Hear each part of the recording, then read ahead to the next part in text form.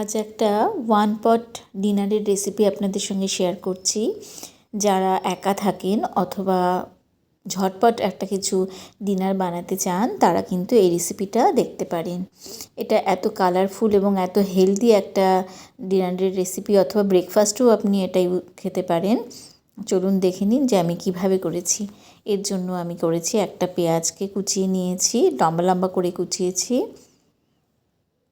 3 রকমের bell paper নিয়েছি।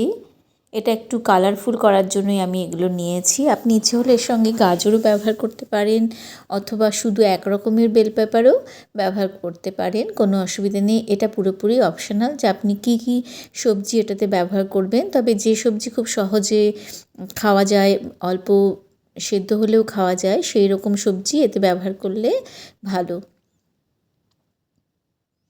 দেখুন, এইভাবে আমি সব রকমের বেল পেপারগুলোকে খুব পাতলা করে লম্বা লম্বা করে কেটে নিচ্ছি। একটা বেশ ঝাল ঝাল লঙ্কাকেও কুচিয়ে নিচ্ছি।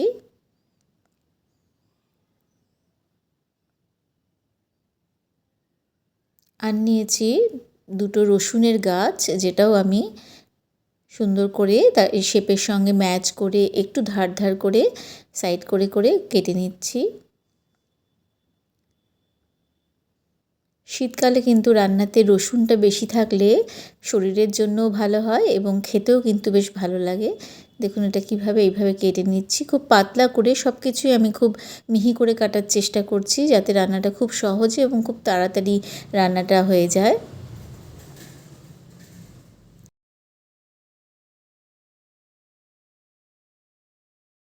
এবার 2টো বড় কোয়া রসুন নিয়েছি, তার মধ্যে রেড চিলি পাউডার দিয়ে এটাকে পেস্ট করে আমি একটা চাটনির মতন তৈরি করে নেব, যেটা পরে আমি ব্যবহার করছি।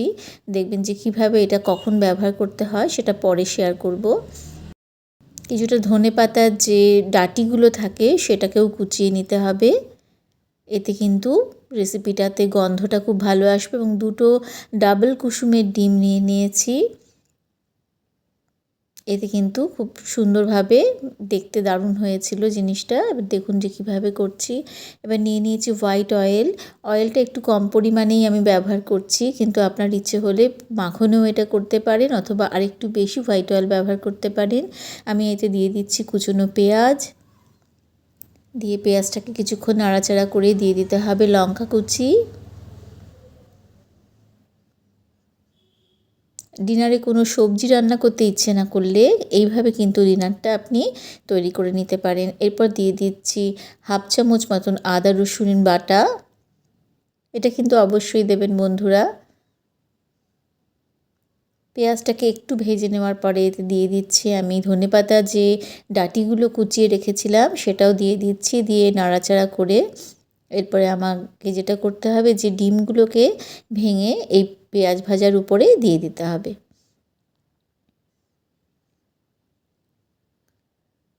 কুচিয়ে রাখা রসুন পাতাটাও দিয়ে দিয়েছি। দিয়ে দেখুন আরও কিছুক্ষণ ভেজে নিচ্ছি। এইভাবে কিছুক্ষণ মশলাটা রান্না হয়ে আসলে পরে, পুরো কিন্তু ভেজে নিতে হবে না, শুধুমাত্র একটু নরম হয়ে গেলে পরেই আমি এর উপরে দিয়ে দিচ্ছি ডিমটা ভেঙে।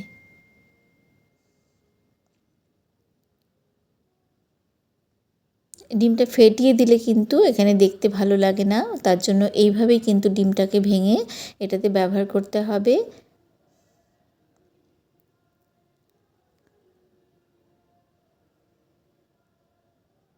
এরপর কেটে রাখা সমস্ত রকমের ক্যাপসিকাম আমি এই প্যানটা চারপাশ থেকে সাজিয়ে দিচ্ছি, যাতে কুসুমগুলো দেখা যায় সেই রকম রেখে দিয়ে চারপাশ থেকে কিন্তু ক্যাপসিকামগুলো দিয়ে দিতে হবে।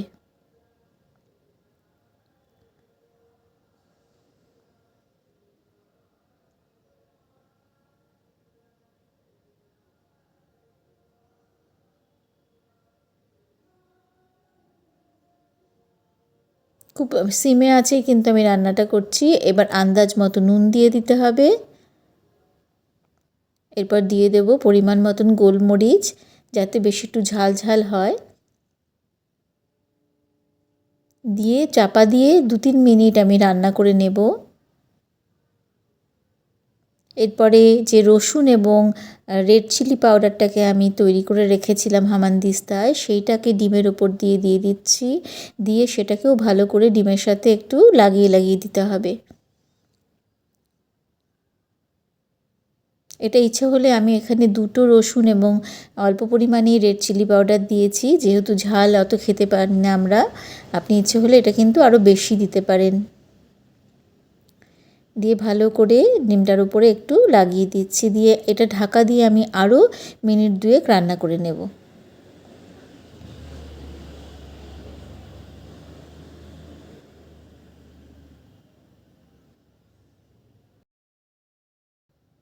মিনিট 2 হয়ে গেছে। এবার দেখুন যে ডিমটা কত সুন্দর হয়ে গেছে। ওপর থেকে ধনেপাতা ছড়িয়ে এবং পাউরুটি টোস্ট করে নিয়ে আমি এটাকে সার্ভ করছি। দেখুন যে ডিনার অথবা ব্রেকফাস্টে কিন্তু এই রকম একটা ওয়ান পট রেসিপি হলে কেমন হয় বন্ধুরা, আপনারা কমেন্টস করে জানাবেন। যদি ভালো লেগে থাকে তাহলে লাইক, শেয়ার ও কমেন্টস চাইছি আপনাদের কাছ থেকে, এবং পছন্দ হলে যারা নতুন তাদের কাছ থেকে একটা সাবস্ক্রিপশানও আশা করছি। দেখুন কত সহজে একটা ডিনার অথবা ব্রেকফাস্ট রেডি হয়ে গেছে। অনেক ধন্যবাদ বন্ধুরা যারা দেখছেন। আশা করছি আপনাদের সঙ্গে পরবর্তী ভিডিওতে আমার আবার দেখা হচ্ছে।